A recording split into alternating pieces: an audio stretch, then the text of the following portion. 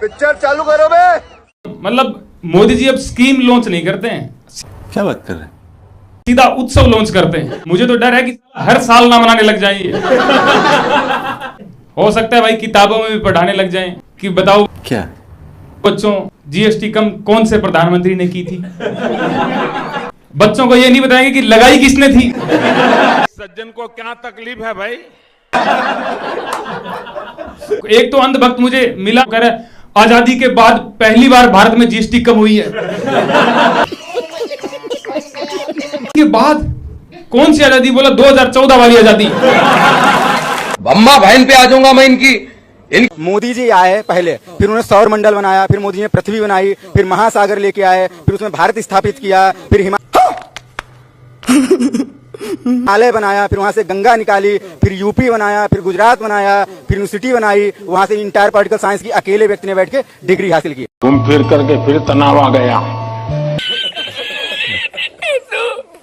अरे मोदी जी गरीबी नहीं हटाए, गरीबों को ही हटा दिए। यही नहीं, अभी और सुनिए। अफसोस इस बात का नहीं सर कि धर्म का धंधा हो रहा है, अफसोस तो इस बात का है कि पढ़ा लिखा भी अंधा हो रहा है। ऐसा प्रधानमंत्री लाओ जो गरीबों की बात करे।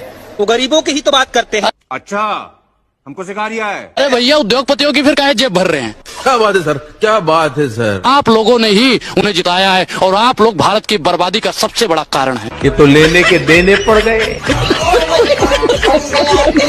आपने 9 मिनट तक, पूरे 9 मिनट योगी जी की प्रशंसा की। हाँ सर। और ऐसी ऐसी खूबियां उनमें बताई जो खुद योगी जी को पता नहीं है,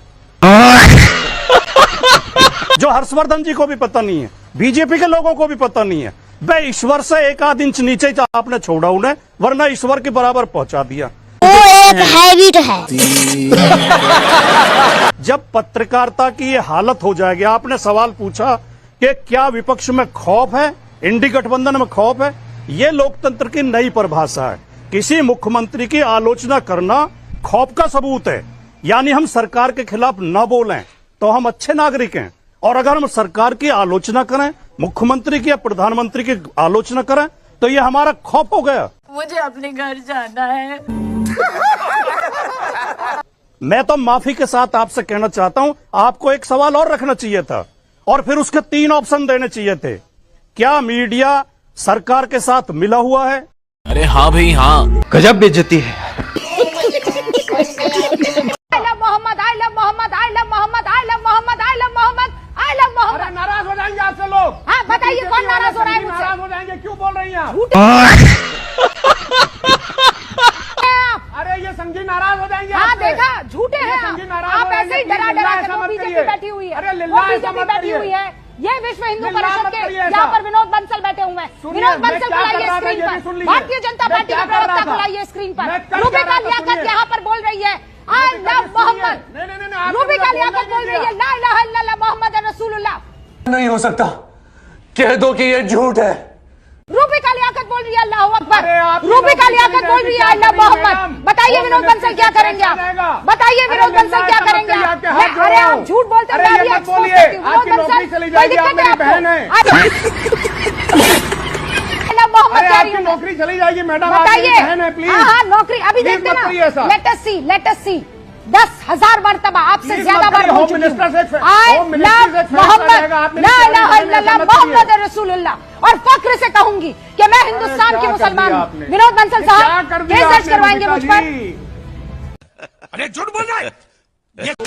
देखिए ये जितने भी ठगबंधन की सरकार चलाने वाले हैं ना, ये सारे ऐसे ही है। बोल बोल। क्योंकि ये सब पहले जब इनके बस के कुछ नहीं होता है, नामर्द है ये राहुल गांधी भी और ये अखिलेश यादव भी। हाँ नामर्दी है मैडम, जो अपनी बीवी के लिए स्टैंड नहीं ले सकता है। मौलाना अजहरी ने उनको नंगी बैठा हुआ बोल दिया, और ये मीठा आदमी उसके बारे में कुछ बोल नहीं पाया। इसकी माँ का। ठीक है, ये ठगबंधन की सरकार बनाने वालों के लिए एक ही बात कह देना चाहता हूँ कि ये मोहब्बत की दुकान जो लगाए बैठे हैं और आपसी झगड़े बुलाए बैठे हैं। हटे मोदी तो फिर देश खाए लूट के, यही सोच ये दोहराए बैठे हैं, और इन सब की फटी पड़ी है, ये कलेजा दबाए बैठे, औरों की बजाय अपनी मराए बैठे हैं। अब देख तू, अब तू गया बेटा। अब मैं आता हूँ इनकी बात पे। इन्होंने नामर्द कहा, अभी नामर्द कहा। अब नामर्द कौन है? आज वो अपनी दीदी के साथ बैठा हुआ है। हाँ भाई कैसी लगी? जो नामर्द है और जो अपने आप को शेर बताता है, 56 इंची का सीना बताता है, उसकी बीवी का कोई अता पता नहीं है। जो घर को नहीं संभाल सका वो देश को क्या संभालेगा। घूम फिर करके फिर तनाव आ गया। दूसरी बात मैडम, अब सुन लो, नहीं हो रही है। आप यूपी में आप कह रहे हैं गुंडागिरी खत्म हो गई, आरटीआर दाखिल कर, ये लोग बात कह रहे हैं आरटीआर दाखिल कर लो। राजा भैया, गुड्डू भैया, मदन भैया, ये भैया, वो भैया, जिन पर 50-50 केस चल रहे हैं, वो शान से मूंछों पर ताप दे के घूम रहे हैं। बुरा लगा क्योंकि वो हिंदू है, वो हिंदू है। माफ करना, मैं ऐसी बात बोल रहा हूँ, वो हिंदू है। गुंडागिरी यूपी में खत्म नहीं हुई। मैं आज भी फिर कह रहा हूँ, जो हमारा चौथा स्तंभ है पत्रकार, मीडिया का बोल रहे बैठा हुआ है। दंगा फैलाओगे देश में, प्रदेश में। नवरात्रि का त्योहार चल रहा था, किसने इजाजत दी तुम्हें? बोलने दे, तकलीफ हुआ है बेचारे को। किसने? समझ लिया, अखिलेश यादव की सरकार है, कांग्रेस की सरकार है, माल्यार्पण होगा, बिरयानी खिलाया जाएगा, शांत रहो। बाबा वो शासक है, अगर गुंडगी करोगे तो 7 पुश्त तुम्हारा परिवार भुगतेगा। आज कंट्रोल उदय बजा दी ना, जो कहते थे हम बरेली के राजा, 1 मिनट में बजा दी बाबा ने बाजा।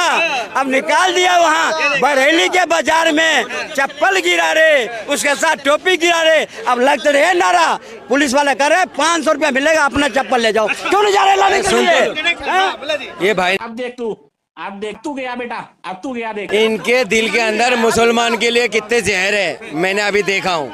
कितना खुशी हो रहा है जो मुसलमानों को डंडा मारा, इसलिए वो जता रहा है, खुशी जता रहा है। छोटी सी बात है, जब कुंभ के मेले के अंदर जब बुल्डीर से लाश को उठा रहे थे, हुआ कौन से मौलाना ने दंगा करवाया?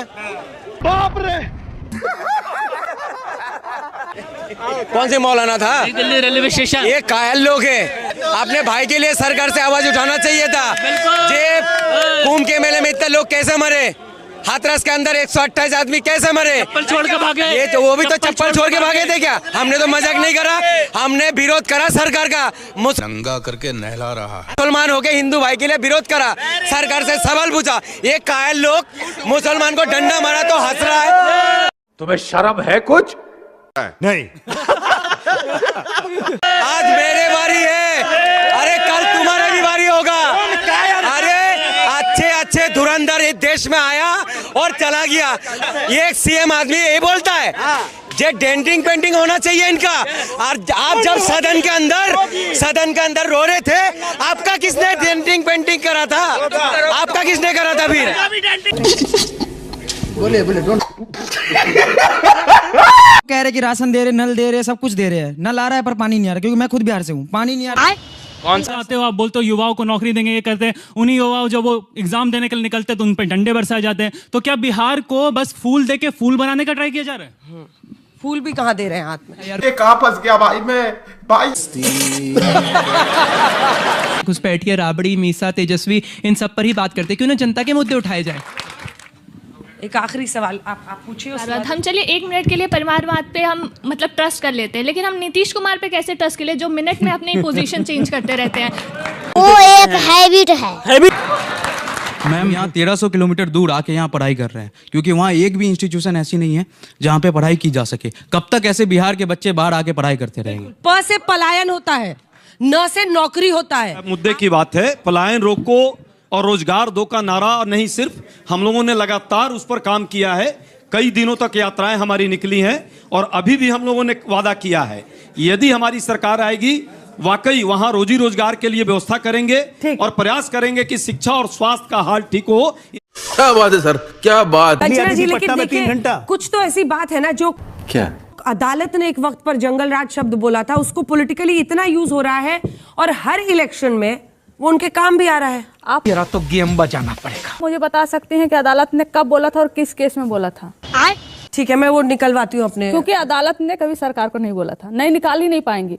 पटना नगर निगम को बुलाया था अदालत ने, जल जमा हुआ था। और आपको चैलेंज देती हूँ मैं कि पूरे इंडिया में कौन सा ऐसा शहर है जहां पर बारिश के समय पर जल जमाव नहीं होता। उस केस में अदालत ने बोला था नगर निगम को, ये क्या चल रहा है, पानी क्यों जमा हुआ यहाँ पर, जंगल राज चल रहा है क्या? इन्होंने ये कहाँ फंस गया भाई मैं।